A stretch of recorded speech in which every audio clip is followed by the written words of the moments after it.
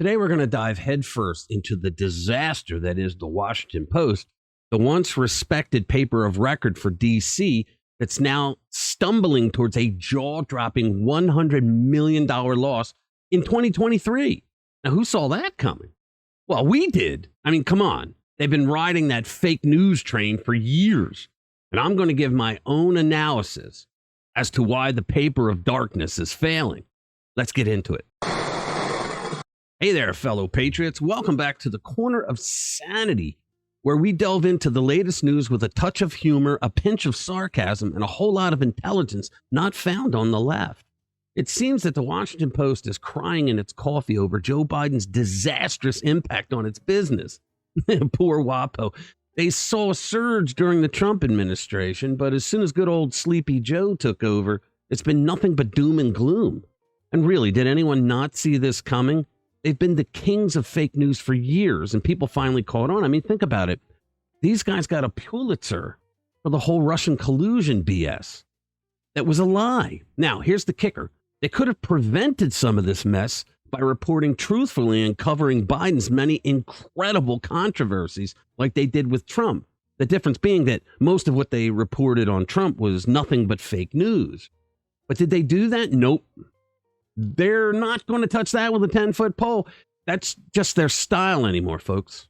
What's going on here is the left focused solely on Trump for far too many years. It gave them surges in ratings because there were people who agreed and people who didn't, but wanted to know what the lefty news outlet was going to say next. Some people call that the Howard Stern effect. So now the woke brigade strikes again. It's like watching a train wreck in slow motion. Progressives have destroyed the once respected news organization. It was the paper of record for Washington, D.C. But the woke have destroyed most former news outlets that have become nothing more than Trump-bashing, gossip-spreading leftist complaint hubs. Look at CNN, MSNBC, Disney, I mean, you name it. And they went woke, and now they are going broke after they lost most of their audience due to woke politics. Ain't that a sight to behold? Now, let's talk about the man of the hour, Jeff Bezos. You remember him, right? The Amazon founder and billionaire who decided to take on the Washington Post. Ah, bless his heart. He thought he could turn the tide and make the regional media giant into a global media giant. But even Bezos can't solve their dwindling readership problem. Quote, I'm very enthusiastic about what we can do here at the Washington Post in the decade ahead. Look forward. That was the Post's interim CEO, Patty Stonesifer. I hope I didn't murder her name. That was according to the New York Times. Jeff's second decade of ownership of the Post could be even more exciting. How was it exciting in the first decade? They're losing $100 million. But really, what could Patty say? We're all updating our resumes.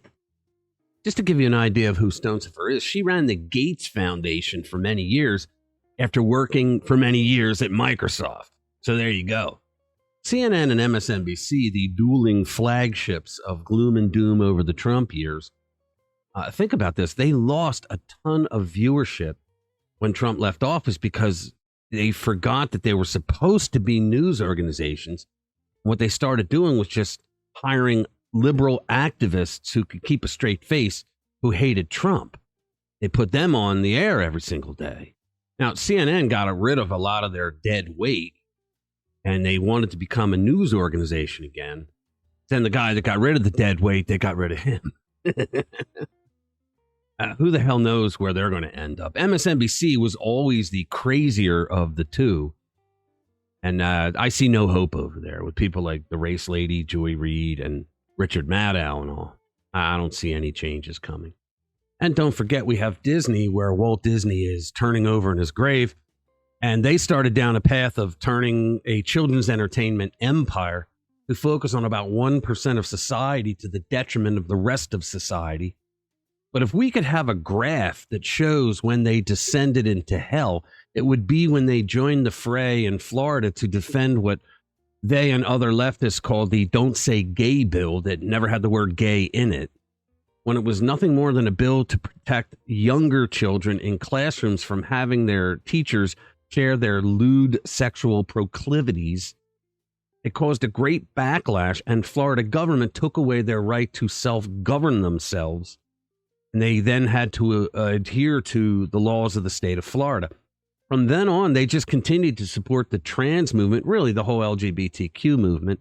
Now, I don't have a problem, and I don't think most Americans have a problem with the LGB people, but it's the T's that have been the controversy for the last several years because they're trying to destroy Christianity in America. And I don't think most people know what the Q, the queer, stands for, which is the complete turning upside down of everything considered normal in America.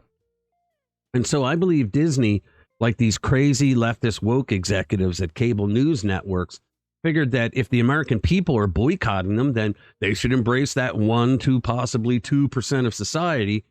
But it looks like that's not going to cut it because the money's just not there. So there you have it, folks. The Washington Post $100 million disaster brought to you by the Democracy Dies in Darkness crowd. It's a shame that since the Trump years, too many people tagged the Washington Post as where journalism dies in darkness. All right, so that's it. Thanks for watching this video. I'll see you in the next one. Welcome to my party, we're just getting started. A life is a dream or a nightmare scarring. Hand me a drink cause I think I'm going all in. Get me a shrink who can catch me when I'm falling. Cover up my scars, flip the handlebars, crashing in my car, wake up in a bar.